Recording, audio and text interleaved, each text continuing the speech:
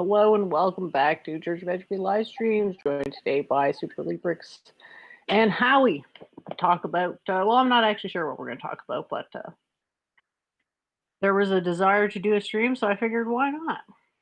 Let's have a chat.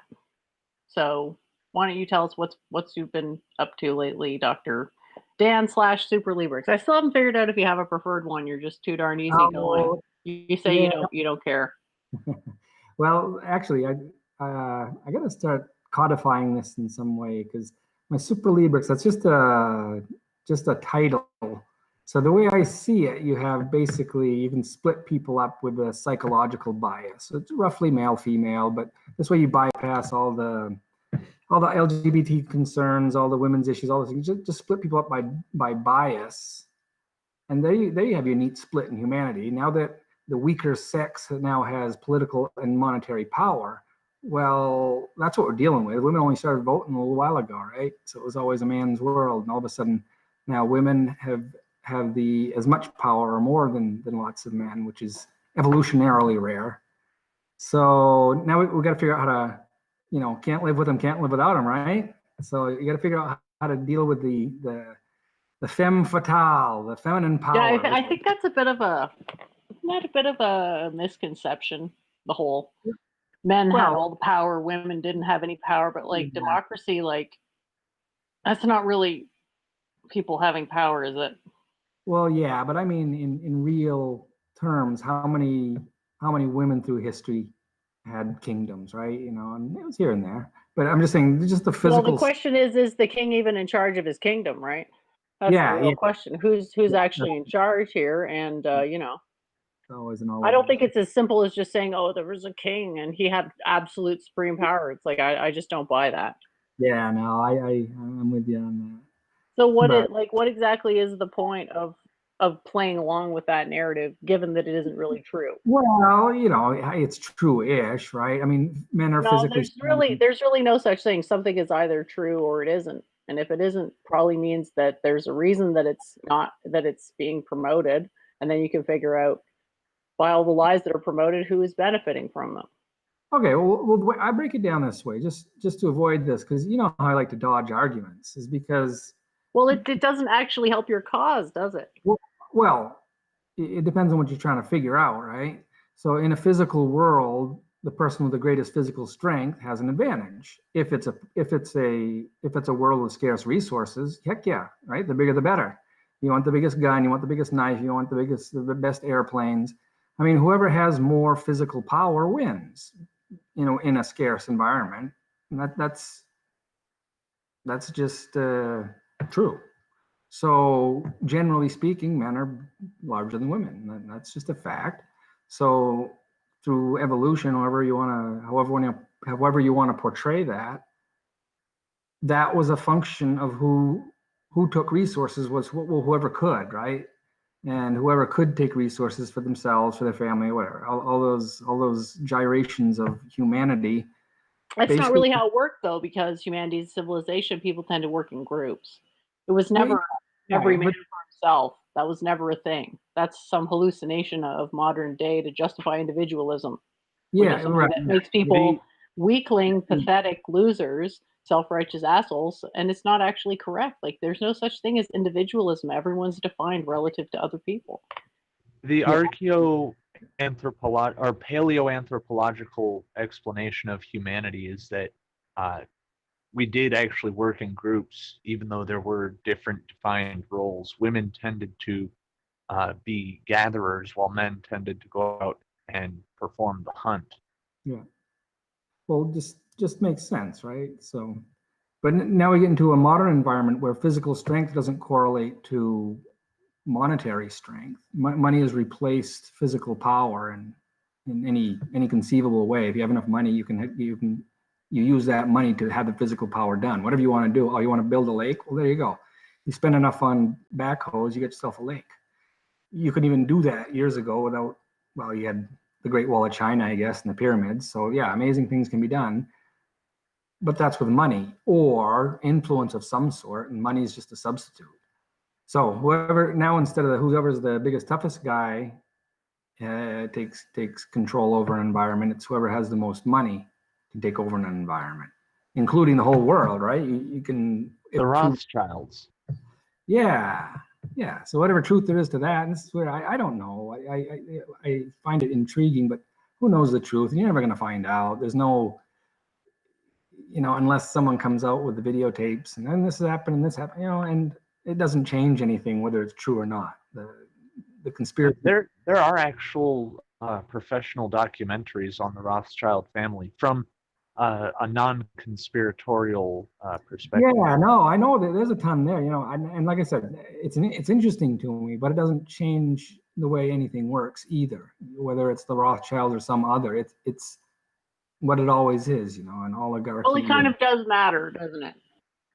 Well, not to understand it. I mean, what you're going to do about it, yeah, but to understand it, you don't need to understand the exact truth. You just understand, okay, yeah, there's, like every other system, you have people who have more power in that system than others, and they control more than others. I mean, there's nothing to argue about. If you want to say it's the Rothschilds and these people and that people, okay, yeah, and you can look at how it happened and all that, but it doesn't change any course of your future action, I guess is what I'm saying. Or, unless you're after the Rothschilds, if that's who you're after, yeah, if that's your root goal. But what I'm getting at here is whatever conspired in the past, whatever was conspired in the past doesn't have a bearing on the future in most decisions you make in your life. And this is one thing I keep running into people saying about, well, in history, this, that, and this and that. Well, what we're doing here is changing history because money replaced physical power. So once you have money, we don't drop nukes anymore. Yeah, the point is that physical power hasn't really been the deciding factor for quite a while. Right. It's also a function of whether people are unified in support of a particular goal, which is an ideological, spiritual thing that doesn't connect to. So it's a bit of a straw man, I think, to say that this is a revolution in that sense. Well, I'd say nukes. We dropped nukes. That was the last time we used nukes. Was the first time really on people, right? So something in our species recoiled at that. Now there were photographs of people getting burnt to crisp. Or they're fake and they couldn't do it again because people would realize it. That could be true too, right? But it doesn't matter. Right. We stopped.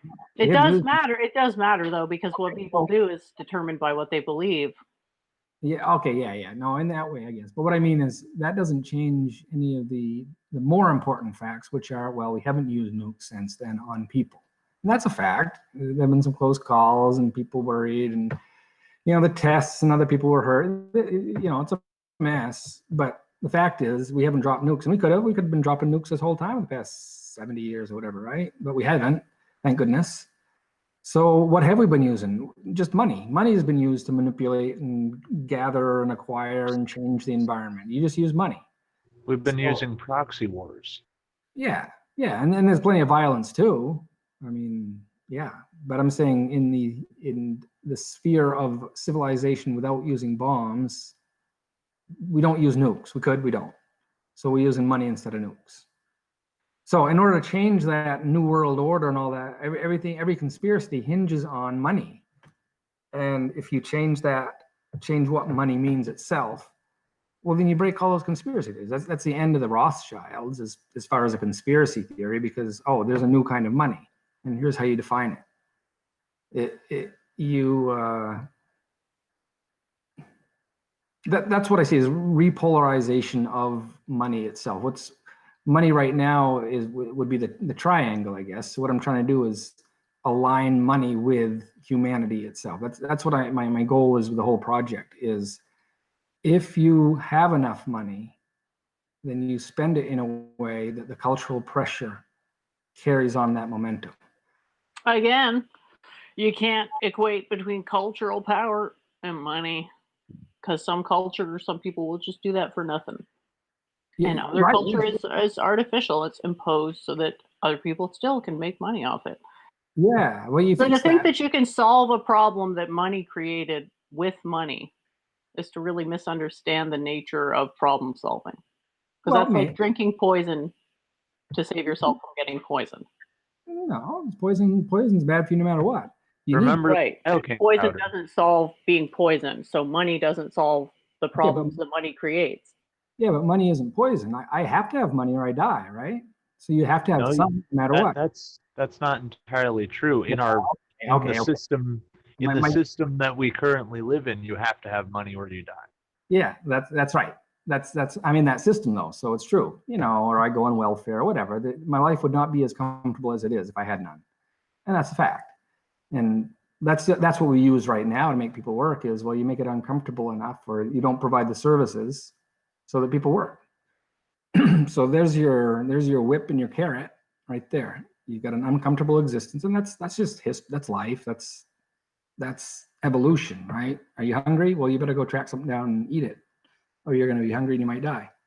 Same thing, but now it's effervesced right up to the monetary sphere, and you have people that feel the same stress as starving on the savannah because of money. It's the same thing in your brain, the same physiological effect as stress of a famine or something, worrying about something, whatever. It's the same. Your brain's doing the same thing, whether it's money or impending doom from a drought. So anyway, so my answer, Jen, is if you have enough money, if you manage enough money and you use money in a big enough way that people see that, and everyone can see it live 24/7 streamed on a website, you change the perception of it because you're observing it. It's kind of like the quantum effects. Right now, money. No, you can't just say anything is quantum and magically expect that to hold weight, right? Okay. So. All right, but what I mean is you're making an equivocation between money and total power. They're not the same thing. Well, no, I know that. Right. There's two powers. There's money or whatever else you consider more important. But money has to be one in Western civilization, the way things are here in this system. I mean, like I said, my base point, my baseline is the Amazon. I didn't need any money. Didn't have any money. Didn't need any money. If I had money, it would be less than worthless. So it's irrelevant. Now I can't live without it, not comfortably.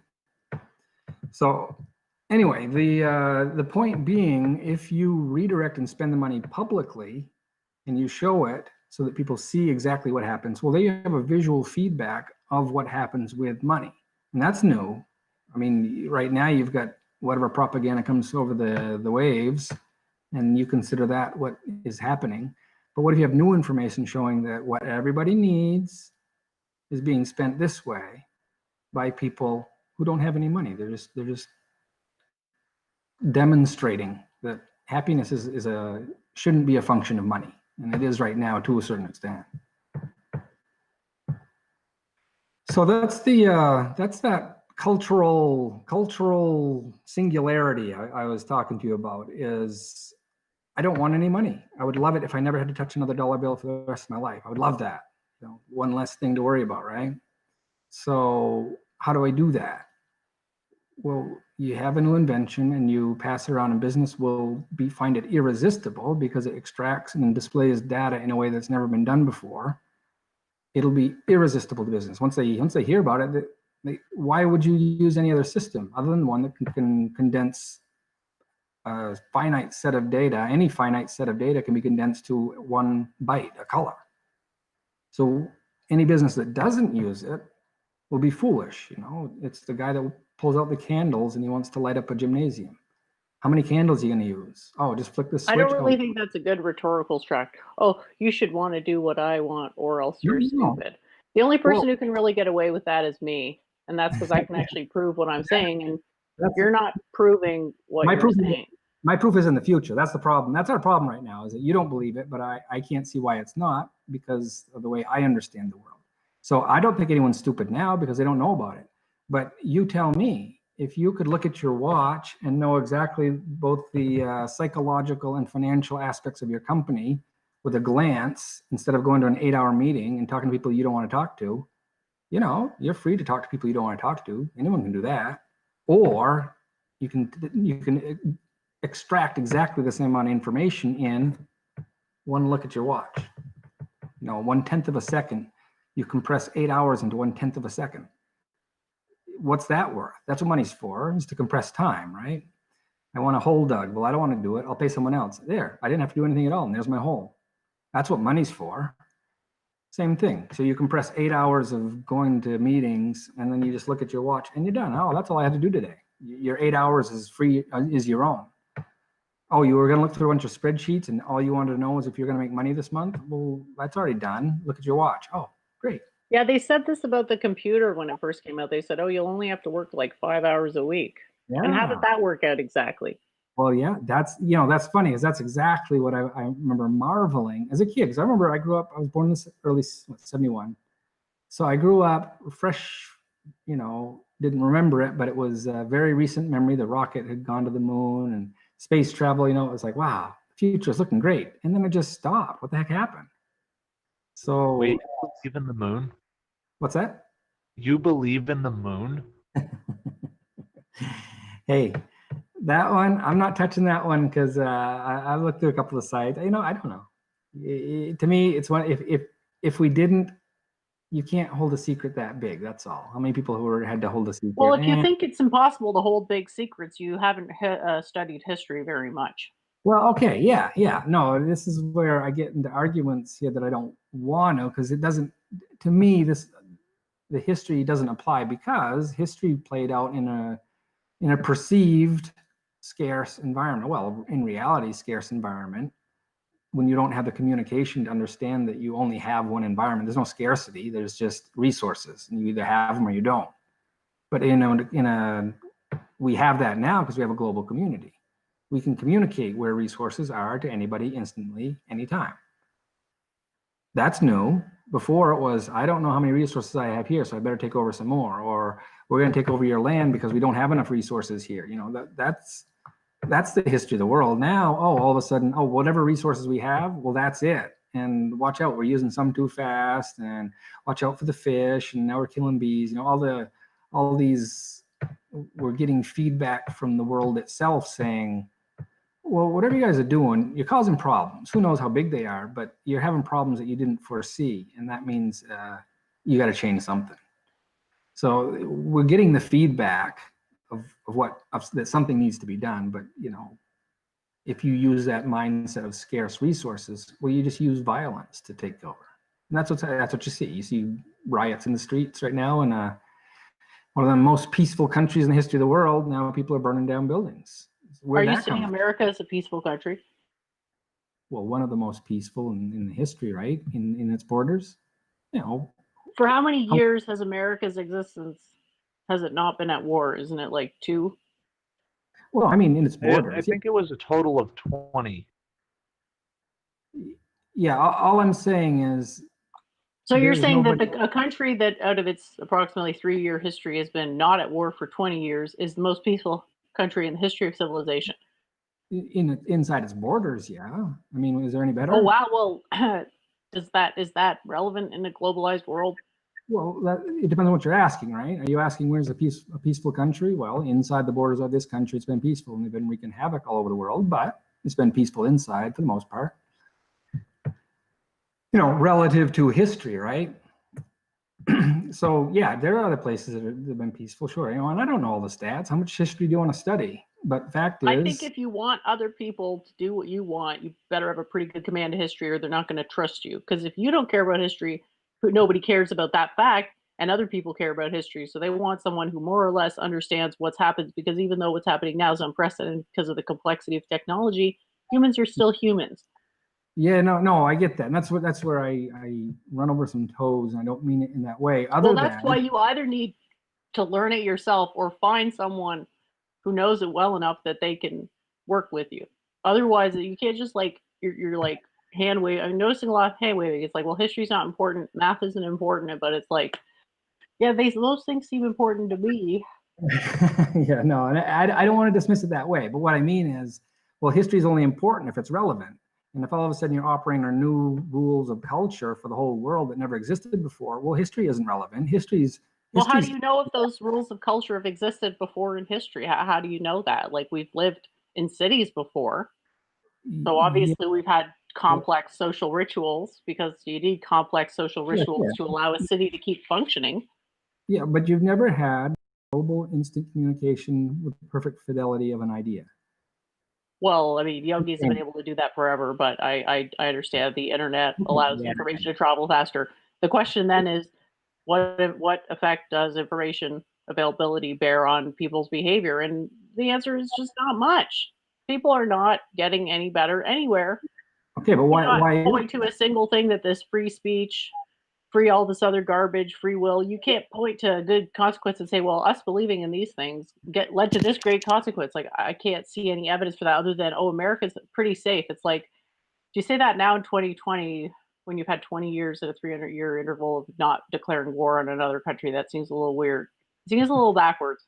Yeah, well, okay, yeah, I guess that's fair. But like, you can look at history however you want, right? You can either look at, well, this is a peaceful, prosperous country, or it's the most war-mongering country in the world. I wouldn't say it's the most war-mongering country either. Some Because people I do. imagine a truly belligerent country would have war at home as well. Yeah, It well, would we just got that. be aggressive in general. Right, yeah, and like, well, that's what I'm talking about, though. At home, it's been generally peaceful, and you can pick through history and find all sorts of things that are wrong with it. But if you just count the bodies, well, pretty good, relatively speaking. So the bodies of the people that were indiscriminately killing worldwide for 90% of the country's existence, give or take, were relatively safe. And that's supposed to mean what exactly?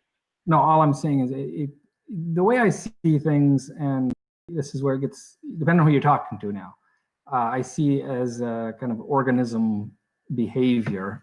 The United States as an organism has been pretty peaceful inside its borders and been very aggressive outside and been manipulative, because that's what organisms do. They're manipulating their environment so they can survive.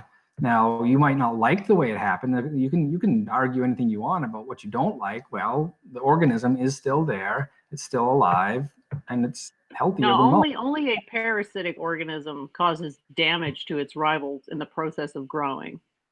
That's a one type of growth. That's not every civilization did this. No, they didn't.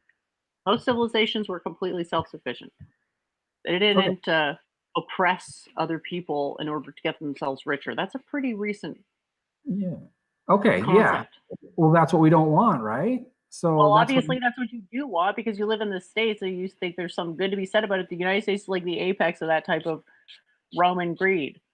Well, if that's what you're measuring, yes. But if you're measuring body count, well, that's a different story. Why the hell would I measure a body count? Well, because you want to talk about something else.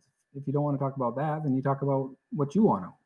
I mean, you're right about all the aggression. Yeah, there's no argument against that. I'm just saying, if you want to measure peace and prosperity, well, it's hard to beat that. I mean, I guess. I don't know how true it is that no human civilization, or that few human civilizations until recently thrived off of the oppression of others. Oppressing total region leads to insurrection eventually. Yeah. So it's not, it happens, but it doesn't last, basically. So, well, anyway, my point is, the whole thing is all of history up to this point where we can communicate instantaneously with perfect fidelity, any idea, any image around the world, that's brand new in human history. That's new, unless you want to count the yogi. But to have a 3D video, have a virtual experience passed around the world, that's new. So you had this ability to empathize with anybody else in the whole wide world, that's new. So instead of fighting over scarce resources, normal, you have, a realization, it's the whole hippy-dippy age of Aquarius, right?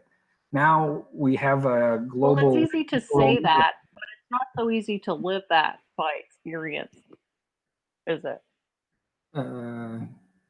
Yeah, when you have all the money in the world, it's easy to say, oh, money doesn't matter. Ha, ha, ha. We could just print whatever money we want, and other countries have to foot the bill. Yeah. It's easy to be hippy-dippy, but what evidence do you have that you actually give a shit about these causes? Well, that's what I'm saying. The proof is in what happens in the future. So there's no proof. No, you can also cite instances in the past.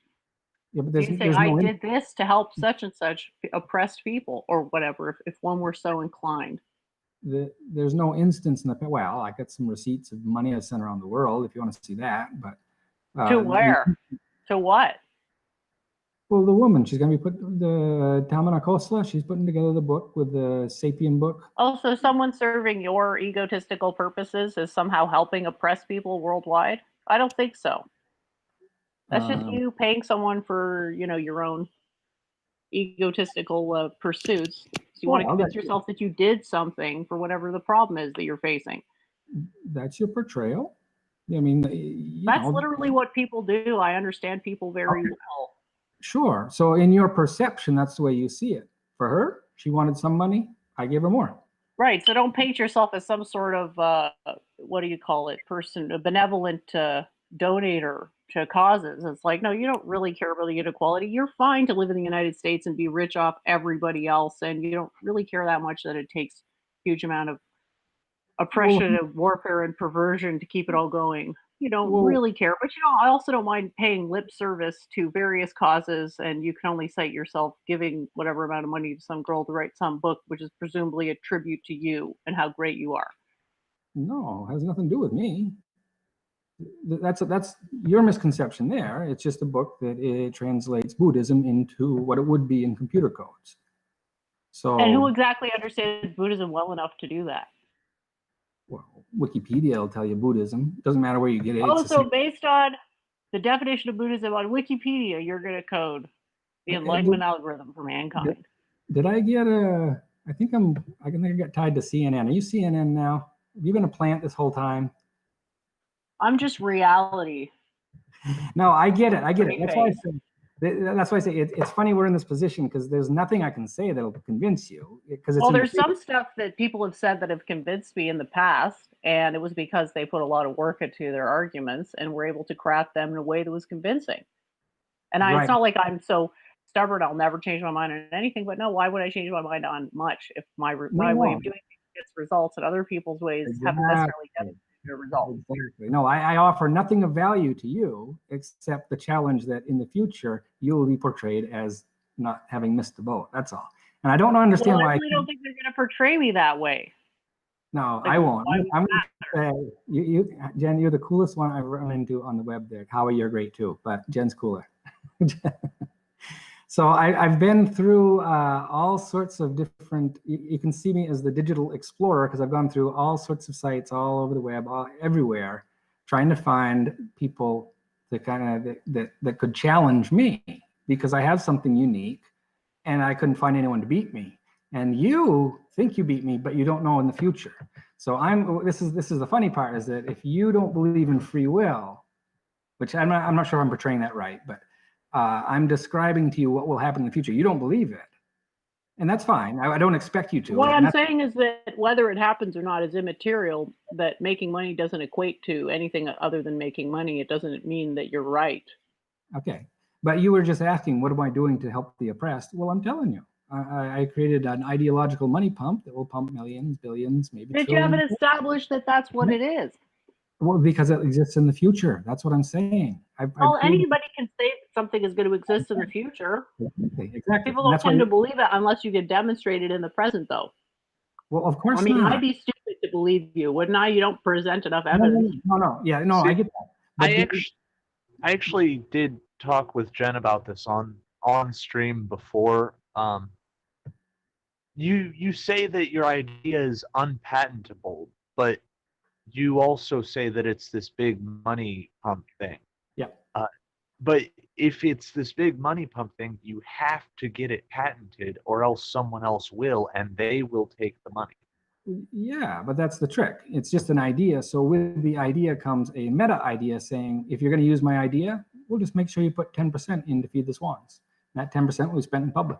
So every single business who will not be able to resist the technology, not for anything I do, just because, look, it's a new way to present data. So it's not patentable, but you can sue for damages of 10% of non-existent lawsuits. Exactly. Something like that. So it just seems very speculative to me. Of course it is. That's why nobody believes it until it happens. And if it doesn't happen, well, no big deal. I had a good time. But I'd like to know where it will fail, because so far every single thing I've calculated would happen happened. including talking to you, you know. What some what point- exactly did you? How exactly did you predict that you were going to meet me? Like Not that's you, not you specifically, not you specifically, but what I was looking for the pinnacle of rhetoric, and you can't win in rhetoric with well, you someone. can't win, and winning in rhetoric involves having the audience slash masses agree, be sympathetic to your view. That's Right. meant in rhetoric. So that's what's entertaining for me, is that I've come up through the ranks of people. No one can beat me that I've found. I haven't found anyone. Well, you can't, because everything is in reality in my model. It's right there in 2D. Well, show me your argument right there. Okay, well, I'm just going to add +1. So it's the rhetoric. It breaks language because it represents language in a graphical format. So it doesn't matter what you say; it can be represented there. I don't know. So that's the end of rhetoric. It's not the end of rhetoric, because nobody would be convinced by that series of words, which is the point of rhetoric. But in the future, if this does what I think it will, and there's nothing that has stopped it yet, then you can't say it didn't work. That's right. But I'm not going to play false equivalence between making money off something and that meaning something. Yeah, but I want to understand, why do you not see the value in being able to, instead of watching 8 hours of some business meeting, you just look at your watch? You see the value in that. You must. Because I highly doubt that you can meaningfully contribute. It's a compression algorithm problem. You can make the claim, yeah, I can compress it down to a single bit, but does the bit actually hold any information? That's on you to prove. You got to prove that. Yeah, okay. Yeah, here it is you've got a stack of Excel sheets, you know. You got to actually give it a case study. You got to. The only thing that would work here would, you could say hypothetically anything, but you got to say, okay, here's my case study. I went through it step by step, and look how much better this was than this other thing. That's the competition. Here it is.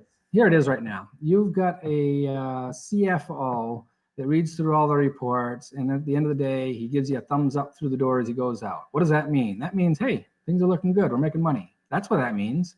He could just as easily click a button with a purple on it and say, purple, good report. Today's a good day. We made good money. And then another day, the CFO could go through his whole day, figure stuff out, and discover, oh, we lost, you know, $10,000 this today. That's a red day. So he puts red on the, he pushes a button that says red. Instead of walking by the door and giving a thumbs up, he just puts a red down. So with the CEO, instead of talking to that guy, he can just look at a number, and you can take that whole thing, take a month's worth of that, take a company's worth of that, and you have a CEO that says to the stockholders, I got a thumbs up this month. That's all they do, essentially, right? Okay, you still got to prove that the information coming out of your measurement is intelligible. Red is bad, green is neutral. That doesn't prove that it's intelligible. You need a case study and say, here we go, I can show you in a graph why this is better than that, and here's the proof. But you have to prove that people can actually, do you know what I mean when I say intelligible?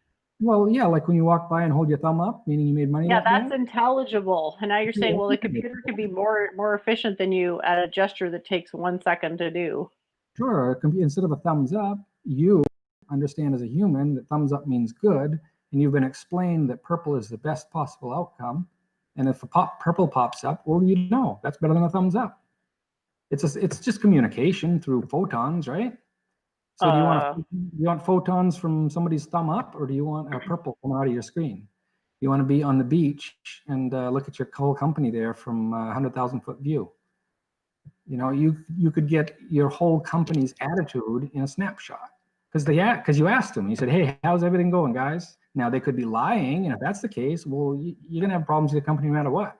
But if they're telling you the truth, then you've got good information. As long as you know that red means bad, and that's not. They're going to do whatever the incentive is. Yeah, statistical majority will do whatever's incentivized, they'll do. The statistical majority will do. Yeah, so if you have an incentive to use this purple instead of sitting through a meeting of 8 hours, well, I'd look at the purple. Done. I'm done for the day. And we're supposed to believe that one color is going to compress meaningfully all the information of an 8-hour meeting? Well, when you're talking business, it's mostly about personalities and risk tolerance. There's no way to compress that into a graph, because those things change drastically, and people don't know, like, what's your risk tolerance? I don't know. Yeah, those problems already exist. But if a CFO walks by with a thumbs up, that means purple. You already do this. This isn't anything new. It's just a way for a computer to keep track of it. It's nothing new. That's the I think that's the mind bender there. Is this could have been done on cave painting? It just wasn't. If it had been done in cave paintings, we'd already have it with computers. Well, if it was, would we be able to understand it now in the modern day, right? Like you're making a big presumption there that a color is going to be intelligible on that level. What? Red means bad, green means okay, purple means good. I mean, you can that's easy. No, it's not, because people lie about how they feel all the time. Well, yeah, but you already got that issue. Now you can track it, and you can track whether You they were can lying. track the fact that people, when they say "how's it going," I'm okay. What they're really saying is I'm slowly dying one day. On the inside of my soul feels empty. It's like, okay, well, Yeah. I guess I don't get it. Even if it does what you say it does, I don't see how it's particularly revolutionary. Slash, it seems like something that abusive pieces of shit would use to their own advantage and fuck over anybody who was actually upright and honest. Yeah, well, no, because it's the feedback. You see the results of whatever you do because the other person gives you feedback. If you're running a business, you better have your people happy or you're going to have problems. I don't actually think it works like that. It depends on the environment. You're right. There's plenty of abuses of employers, but at least in America, they got laws against that. And as long as you're keeping the people happy, they're not going to bring a lawsuit. But if they aren't happy, you're going to get a lawsuit. So Okay. It's your prime directive to make sure your people are happy enough that they don't sue you. That's your prime directive, because that'll take out any business. A couple good lawsuits, pretty much. Well, why not just see, remove the capacity for people to even make the lawsuits in the first place? Yeah, well, that's changing law. Keeping people happy enough that they don't need to make lawsuits has actually caused this problem that we see in society now, where people want to just sue over literally anything. Yeah, it's called the or even greasy riot. wheel. It's the squeaky wheel gets the grease. The more what you're doing is incentivizing people complaining, and you're like, well, I don't see how that could go wrong. It's like, do you want to be surrounded by complainers and people who are going to be looking at you, waiting to report you to the boss for not having enough happy, smiley purple points? Well, you've already got this, though. If you complain just right, you get $1 million lawsuit for something that didn't happen, right? That's the problem with the legal system. It needs to be Yeah, addressed exactly. on that level. Sure. Which here's means the a spiritual reform for people to understand that there's things that were worth more than just get rich quick schemes. That's a spiritual thing. People need to change their minds and decide, well, no, I don't want to keep doing this because it's wrong and it's predatory, and I'm just not going to do it. Yeah, but then what are their options? They don't have any options. So, well, how many options has anyone ever had throughout most of fucking human history? right, yeah, no, good point. Sleep, die, raise some animals. Like, that's most people in history. What the fuck do people expect? There you go. Love it, Jen. You're awesome. There you go. That's how you give everyone a solid baseline there. What do you expect? So yeah, well, that's it. It's funny because I talk my kids like this. What do you expect? What do you expect out of life? You know, there's certain things. If you have to lower your expectation, or you can't be happy. If you have high expectations of the world to serve you, well, it's really hard to be happy. So, no, I love it, Jen. Hey, I'm sorry, I gotta go. But yeah, that's what I say, Jen. It's in the future. There's no way to prove it without watching it happen. But I'm on my way. I got a new way to vote. Talked to the local state representative and showed her how it works, and she's pretty excited about it. You have the physical, psychological, and financial impact of a vote in the primary source data. So that means that's the end of propaganda. The results of the vote display truth in a way that you can't dissuade. You've got certain votes in white and certain votes in black, and then you have the color for the opinion, and you can't put them together because the colors are different. You can't mix up statistics on it because the results of the vote are a meme unto themselves. It's a graphical representation of the vote that cannot be misconstrued unless you start changing colors on it. So that's new. That's a new invention. There's no way to do that right now. Well, I got it.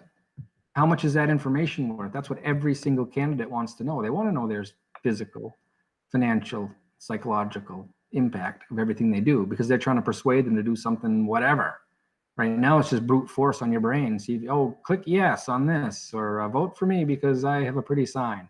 It's just brute force. Well, not just brute force, because you get the highest quality and quantity of propaganda ever seen in mankind's history, 24/7. So how are you supposed to deal with that? You can't. Nobody can. Not really. It's impossible. So forget it. There are some questions in the chat right now. Not sure if we want to go over those before you leave. I don't know where the streaming is.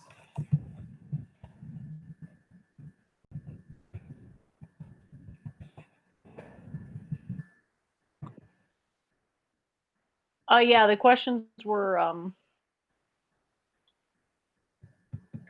wanted you to talk about workplace motivators. Workplace motivators? Is that right? Oh, I didn't understand the first question. He said, "Can you ask the lubricant dude to list basic workplace hygiene factors? Nothing else, just list them." And then he asks also, "Can the lubricant dude please talk about workplace motivators?" Lubricant dude, good. Basic workplace hygiene factors, just list them. I don't know, wash your hands. Is there anything else? What else do you do at work? I don't have a good answer for that. Is it a farm? Do you work with goats? Do you work with a keyboard? I don't know what he means by that, but other than basic hygiene. Workplace motivators. That one. Well, that's it. What's the motivation to work at all, right? Money, or you enjoy your environment enough that you'll do it for free. One or the other. When I got hired at the .com, I worked for a month for free because I wanted to be the apprentice of this guy. And I didn't know how to do computers. So I worked for free for a month and I had a knack for it. I was good at it. So he hired me on. So that wasn't for money. It's because I enjoyed the environment more than money. Well, it was for money because you got hired on and worked there and made a bunch of money. I didn't know. I didn't know I was going to be hired. I said I wanted to work for free. I want to be your apprentice. And gain a skill that you could turn around and make money off of later. No, I knew the skill was valuable. I didn't know I was going to get hired with him or not. Turned out it was, and it was a good deal. But yeah, why wouldn't I do that? It was super interesting to me. I learned about computers, learned how to build a network, and had a good time the whole time. And they paid me too. Win-win-win. I've always been able to have fun at whatever job I did. I'm very privileged in that way. Not many people do that, I guess. I don't know what the ratio is, but I'm one.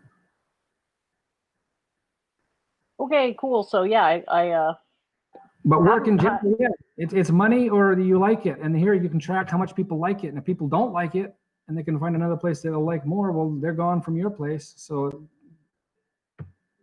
and that's not everywhere. Some places, well, you work here or you got nothing else. This is the only choice you have. And there are plenty of people in that position. And that's tough. I sympathize with that. I'm fortunate I've never been in that position. So I recognize that. That's what I would call sort of a positional privilege. Is I've had the right educational background, the right training, whatever cases where I've been able to make money in ways that I enjoyed. And that's not true of everyone. So that's one of the tragedies, right? But same thing as the savannah. You're out there, hey, I don't want to be chasing this lion. I'd rather be at home eating my berries, but I got to chase this lion. So anyway. Yeah, that's true. All right, Jen, thank you. Good talking. And we'll keep you posted as things go on there. And the future will come true in a way that you cannot comprehend. The goddess can't comprehend this. I find it very interesting. If it doesn't, what then?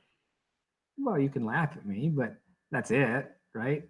I've got the stake of my honor and my name and my family on this. So it's just fun anyway for me, as far as I'm enjoying what I'm doing, working with just brilliant people, developing something that is just a novelty. And it isn't even a new invention. It's just a different way to think that enables computers to think like humans. So all of a sudden you give Steve Jobs said you give a computer a 10 speed for the brain.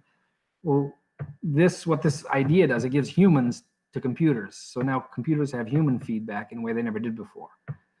And once you do that, then computers know what's right and wrong. They know what to shoot for. There's a specific goal of, well, we're a machine. We're here to make the humans happy. Just hope they don't revolt later. So really, the only thing I'm worried about, Jen, is the Terminator coming back and killing me. That's it. The Terminator, right? Well, luckily, time travel into the past is physically impossible, so you're safe there. Yeah. All right, good, Jen. Thank you. Good talking. I'll talk to you later. Thanks, Howie. Talk to you later. Thanks for coming on. Yeah. Peace. See ya. Peace. Thanks for joining, Howie. Did you have anything No you problem. wanted to talk about? Not at the moment, no. Andrew said in the chat he needs a new mic. Oh, that's right. All right, so thanks to everyone for joining. I hope the stream was interesting for you. I mean, what does one say? I guess we'll see you guys Sunday, if not sooner, 8 p.m. Eastern Standard Time or thereabouts for the Week in Review with Duvid. I might be streaming again this week with Ethos Ananda, and you could join for that too, Howie, if you felt like it. It hasn't been scheduled yet, but keep an eye on this space, and hopefully the audience could join then too. Thanks, everyone, and have a good one. Yeah, but that's just so to say, a worthless opinion of. It's so important that she can't be told, she won't be told that it's wrong. And bringing it back to Church of Entropy and her attack dog Gandalf the White. Why don't you learn to shut up and fuck your goddamn logic? They control the media, and the media is capable of making the sheeple believe in anything. Yeah, I don't mind. I mean, we've had these streams, and I've been doing with Church of Entropy, and she's been bringing on new people, and like we did those streams on like stream etiquette. We walked through like the technology. I have like very strongly negative opinions of the kind of Brundle clique. Is she trying to garner herself cult prestige by associating herself with a retard?